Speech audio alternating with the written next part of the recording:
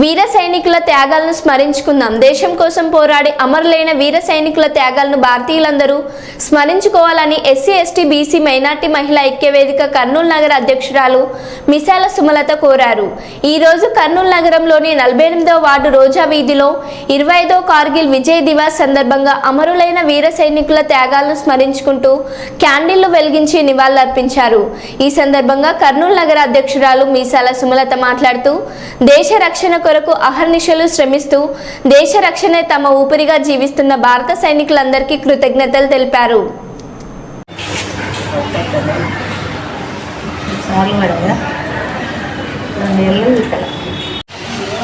బాబాయ్ ఇంకా ఉన్నలే బాబాయ్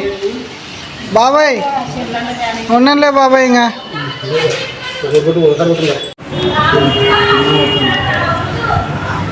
ఓకే కాదు బాయ్ ఓకే అయితే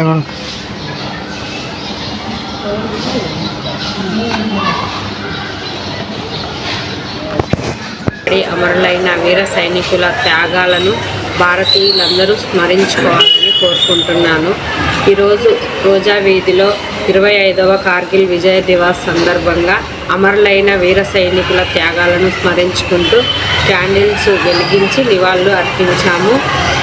ఈ సందర్భంగా దేశ రక్షణ కొరకు అహర్నిశలు శ్రమిస్తూ దేశ రక్షణే తమ ఊపిరిగా జీవిస్తున్న భారత సైనికులకు అందరికీ కృతజ్ఞతలు తెలుపుకుంటున్నాము.